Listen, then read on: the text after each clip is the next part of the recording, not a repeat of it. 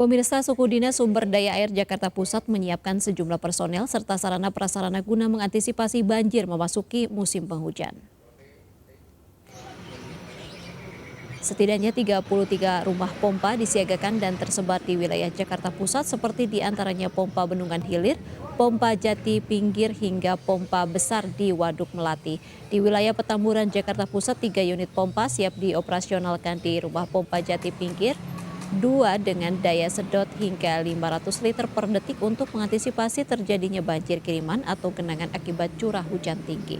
Wilayah Petamburan menjadi perhatian lantaran merupakan lokasi langganan genangan karena berada di wilayah cekungan. Biasanya genangan akibat hujan lokal berada di kisaran 10 hingga 30 cm bisa menggenang selama berjam-jam tanpa bantuan mesin pompa air. Dengan bantuan rumah pompa sejak 2010 lalu, genangan atau banjir dapat surut dalam waktu 30 menit hingga 1,5 jam tergantung debit banjir. Di sebelum awal musim hujan, kita biasanya ada pengecekan pompa, terus ada perawatan pompa. Jadi setiap awal-awal sebelum musim hujan, pasti kita ada pengecekan, perawatan, terus bagian-bagian pompa mana yang ada yang harus diperbaiki gitu. Jadi kalau untuk ngomongin kesiapan, kita sekarang sudah ada di pompa Jati Pinggir 2, ada 3 pompa yang ukurannya 500 liter per detik, aktif semua, standby. Jadi saat curah hujan tinggi, kita sudah bisa aktifin semuanya. Kalau yang saya tahu untuk di Jakarta Pusat, kita ada sekitar 33 pompa, kurang lebih ada 33 pompa. Kita semuanya standby, itu untuk pompa stasionernya. Dan di Jakarta Pusat biasanya ada juga pompa mobil. Pompa mobil itu jumlahnya berapa, saya juga kurang begitu tahu, karena kan saya operator pompa stasioner. Jadi semuanya untuk ngomongin kesiapan dari bagian di wilayah Jakarta Pusat, semuanya standby. Ada sekitar 33 lebih lah pompa, rumah pompa stasiun. Iya.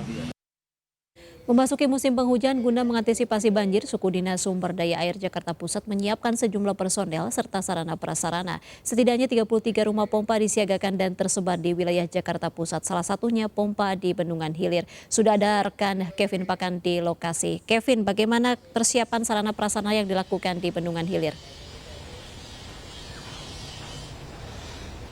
Ya, selamat sore Irma dan pemirsa, bahwa persiapan demi persiapan terus dilakukan oleh Pemprov DKI Jakarta untuk mengantisipasi adanya musim penghujan di waktu-waktu mendatang, seperti di tempat saya berada saat ini, di mana Pemprov DKI Jakarta telah menyiagakan adanya pompa air yang ada di daerah Ben Hill Jakarta Pusat. Bisa dilihat di layar kaca Anda saat ini, Irma dan pemirsa, bahwa inilah pompa air Ben Hill Jakarta Pusat yang berdasarkan pantauan kami sejak siang tadi hingga pada sore hari ini, kami melihat terdapat sejumlah petugas, di mana kami menghitung ada sekitar 6 petugas yang memang terus disiagakan selama 24 jam yang diganti atau waktu jamnya secara shifting, secara bergantian.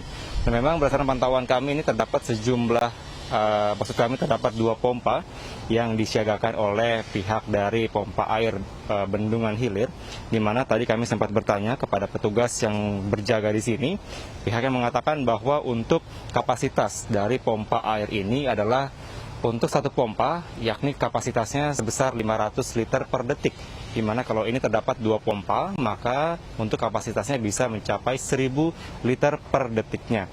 Dan tadi kami juga sempat bertanya terkait bagaimana persiapan yang dilakukan menjelang atau mengantisipasi adanya musim penghujan yang dapat menyebabkan banjir.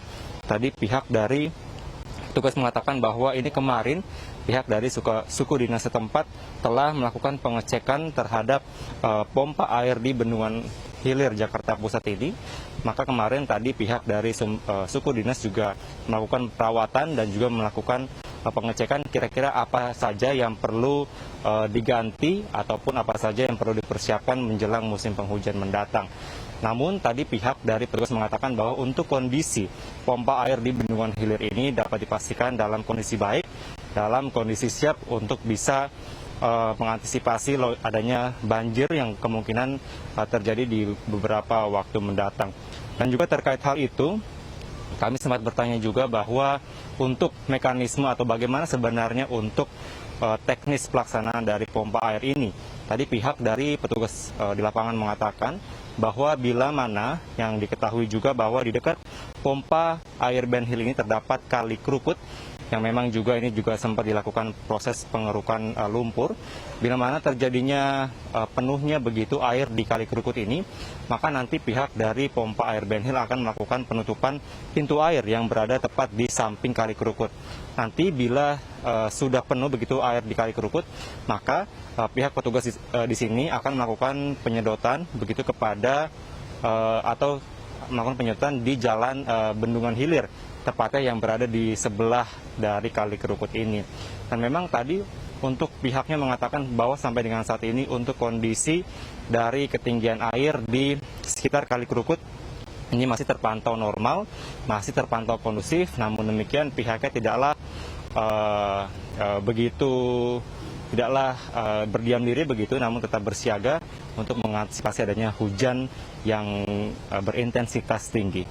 Untuk sementara itu Irma, kembali ke Anda. Baik, terima kasih Kevin Pakan melaporkan langsung dari Rumah Pompa Bendungan Hilir, Jakarta Pusat. Selamat bertugas kembali.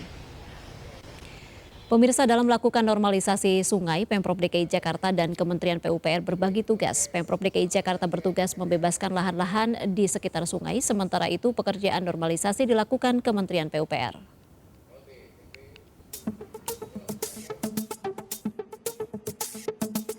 Pemprov DKI Jakarta dan Kementerian PUPR berbagi tugas dalam melakukan normalisasi sungai. Pemprov DKI Jakarta bertugas membebaskan lahan-lahan di sekitar sungai, sementara itu pekerjaan normalisasi dilakukan Kementerian PUPR. Namun selama 4 tahun terakhir, Pemprov DKI Jakarta tidak melakukan normalisasi sungai dengan melakukan pembebasan lahan, sehingga proyek normalisasi sungai oleh Kementerian PUPR pun terhambat. Menanggapi hal ini, Pemprov DKI Jakarta mengklaim jika pihaknya telah menyusun segala program pengendalian banjir di ibu kota berdasarkan skala prioritas, termasuk normalisasi, naturalisasi, pembangunan tanggul, polder, dan waduk. Pemprov DKI Jakarta memperoleh anggaran pembebasan lahan untuk normalisasi sungai tahun 2021 dari pinjaman dana pemulihan ekonomi nasional sebesar Rp1 triliun lebih. Namun pembebasan lahan tidak terlaksana dan pinjaman pun dibatalkan. Sementara tahun 2022, Jakarta sudah menganggarkan pembebasan lahan senilai Rp850 miliar untuk waduk dan pembebasan lahan di bantaran sungai. Program normalisasi sungai merupakan metode yang digunakan untuk menyediakan alur sungai dengan kapasitas mencukupi untuk menyalurkan air, terutama air yang berlebih saat curah hujan tinggi. Normalisasi dilakukan karena mengecilnya kapasitas sungai yang diakibatkan oleh pendangkalan dan penyempitan badan sungai, dinding yang rawan longsor, aliran air yang belum terbangun dengan baik, dan penyalahgunaan untuk permukiman. Langkah-langkah yang harus dilakukan untuk normalisasi sungai diantaranya pengerukan sungai untuk memperlebar dan memperdalam sungai, pemasangan sheet pile atau batu kali untuk pengerasan dinding sungai, pembangunan sodetan, hingga pembangunan tanggul. Selain itu, tugas Dinas Kebersihan juga membantu dalam menjaga kebersihan sungai sehingga sungai dapat difungsikan sebagai air baku untuk mengatasi krisis air saat ini. Tim Liputan iNews melaporkan. Baik pemirsa, kita akan membahas mengenai efektivitas program antisipasi banjir bersama dengan Bapak Fajar Lubis, peneliti Pusat Riset Geoteknologi Badan Riset dan Inovasi Nasional melalui sambungan Zoom. Selamat sore Pak Fajar. Ya, selamat sore Bu Irma. Baik Pak Fajar, banyak sekali sebenarnya program yang dilakukan untuk antisipasi banjir selain normalisasi sungai. Tadi juga ada salah satunya sumur resapan. Sebenarnya seperti apa Pak Fajar mengenai cara kerja sumur resapan yang diharapkan ini dapat mengantisipasi banjir di DKI Jakarta? Ya, baik, terima kasih. Jadi mungkin sebelum kita memulai mengenai sumur resapan secara detail, memang kita saat ini sudah mulai memasuki musim penghujan di Jakarta, ya, kemudian juga di Indonesia, dan kabarnya menurut prediksi dari MKG ini adalah akan terjadi La Nina, ya. Sehingga kita bisa melihat bahwa kita perlu strategi ketika menghadapi musim hujan yang akan segera datang ini dengan melakukan mitigasi dan adaptasi. Jadi tadi yang disebutkan di awal itu adalah mengenai mitigasi-mitigasi yang perlu kita lakukan untuk meminimalkan potensi banjir yang ada ini menjadi bencana yang membawa kerugian untuk ekonomi dan juga kehidupan masyarakat di Kota Jakarta. Jadi ini adalah bagian dari mitigasinya, seperti yang kita bisa lihat tadi, bagaimana kita membangun pertahanan.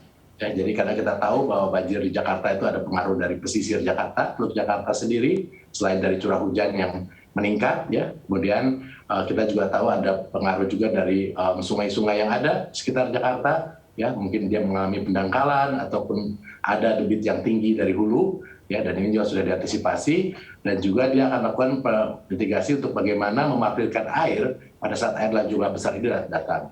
Dan salah satu strategi memarkirkan air, ya, selain itu adalah dengan menggunakan sumur resapan, Pak Irma. Baik, sumur resapan ini cara kerjanya seperti apa? Mungkin Pak Fajar bisa dijelaskan untuk tadi mengantisipasi banjir. Ya, jadi prinsipnya adalah sumur resapan ini akan meresapkan air yang ada di permukaan yang terjadi ketika saluran-saluran penampung air permukaan tidak bisa lagi menampung air yang ada karena curah hujan yang tinggi ataupun luapan sungai, dan juga alirannya tidak berjalan karena adanya pasang surut di daerah pesisir. Jadi dia akan meresapkan ke dalam tanah, membantu meresapkan ke dalam tanah air-air ini sehingga tidak terjadi genangan di permukaan. Baik, itu, Firman. baik. Pak, selain fungsi tadi untuk resapan begitu, apakah ada fungsi lain dari sumur resapan ini? Ya, jadi fungsinya adalah sebenarnya menambah volume air tanah yang ada. Kita tahu bahwa 60% penduduk DKI masih menggunakan air tanah untuk kebutuhan air bersihnya, ya, sehingga ini bisa menjadi salah satu cara yang efektif untuk menambah volume air tanah di sana. Hanya mungkin saya titip bahwa selain menambah volume, dia juga akan membawa kandungan kualitas air yang ada di permukaan. Sehingga jangan sampai pembuatan sumur resapan ini malah mencemari sumur-sumur penduduk yang ada di sekitarnya. Baik. Jadi memang harus dijaga kualitasnya. Baik, bagaimana cara menjaga kualitas sumur resapan ini supaya tadi tidak ada pencemaran di sana? Ya, jadi hindari bahwa sumur resapan dibangun di daerah-daerah air permukaannya sudah tercemar, ya. Jadi seperti itu. Kemudian yang kedua, dalam sumur resapan ini harus dibuat saringan, ya, saringan. Jadi di dalam sumur resapan ada saringan, dan sebaiknya ini kalau sudah menjelang musim penghujan seperti ini segera dibersihkan saringan-saringan ini, sehingga dia adalah benteng terakhir untuk kualitas air permukaan yang akan masuk ke dalam air tanah. Baik, Pak Fajar tadi juga menyebutkan jika ada beberapa daerah di Jakarta yang potensi pencemarannya tinggi, di mana saja mungkin? Ya, tentu saja di daerah-daerah industri biasanya di dalam saluran drainasenya ini akan sangat kotor. Kemudian juga sebenarnya Dinas Lingkungan Hidup DKI Jakarta sudah menerbitkan setiap tahun di web, ya, bisa dilihat di mana kelurahan-kelurahan yang memiliki kualitas air yang masih sangat perlu diperhatikan untuk air permukaannya. Jadi itu ada, sehingga sumur resapan juga akan dibangun seperti itu, Bu Irma. Baik, saat ini Pemprov DKI Jakarta mengklaim telah membuat 15.000 titik sumur resapan. Dengan sumur resapan sebanyak itu, apakah kira-kira sudah efektif mengantisipasi banjir ibu kota? Kalau kita bicara banjir ibu kota, tidak bisa hanya dengan sumur resapan saja. Karena sumur resapan ini punya kemampuan peresapan dan titik jenuh. Jadi ketika air masuk, dia perlu waktu untuk meresapkan ke dalam tanah, ya, karena tanah itu punya pori-pori. Nilai pori-porinya beda-beda di wilayah DKI tergantung dari kondisi geologinya, sehingga dia tidak akan terus-menerus meresapkan pada saat genangan terjadi. Dia perlu waktu, sehingga ini harus dikombinasi dengan strategi-strategi yang lain. Jadi tadi sudah dijelaskan ada rumah pompa, ya, sumurnya, sungai-sungainya harus mengalir seperti ini. Kemudian kalau hanya berjalan masing-masing, maka potensi banjir masih sangat mungkin terjadi. Baik. Ini harus terintegrasi, Bu Irma. Jadi harus bersama-sama begitu ya. Jika sumur resapan ini dibuat di daerah utara dengan muka air tanah semakin dangkal, apa justru akan menimbulkan dampak yang kurang baik begitu, Pak Fajar? Ya, betul sekali. Jadi seperti kita lihat bahwa sumur resapan ini ideal kalau muka air tanahnya cukup jauh dari bawah permukaan. Kalau dia dekat dengan permukaan, ini seperti analoginya kita mengisi gelas yang penuh terisi air. Tentu saja yang terjadi adalah air itu tidak akan masuk ke dalam gelas, tapi malah tumpah. Jadi daerah-daerah yang muka air tanahnya dekat permukaan tidak ideal untuk sumur resapan. Ini diperlukan strategi yang lain untuk menangani banjir. Baik, apakah sebenarnya ada hubungannya air tanah ini berkaitan dengan banjir Jakarta, permukaan air tanah ini? Ya, tentu saja sangat berhubungan. Jadi kalau misalnya seperti kita lihat bahwa kalau misalnya sumber air tanah ini naik terus mendekati permukaan, maka dia akan keluar kembali ke sungai-sungai.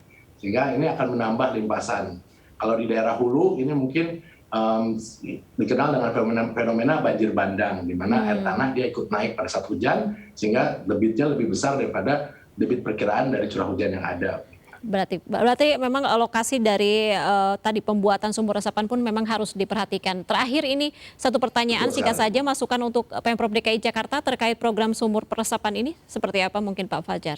Ya, terima kasih. Jadi saya kira Pemprov DKI dan juga masyarakat Jakarta sudah sangat hafal ya dengan banjir Jakarta ini. Ya, dia hampir datang setiap tahun. Cuman kita pertanyaannya adalah bagaimana kita membuat banjir ini tidak menjadi bencana.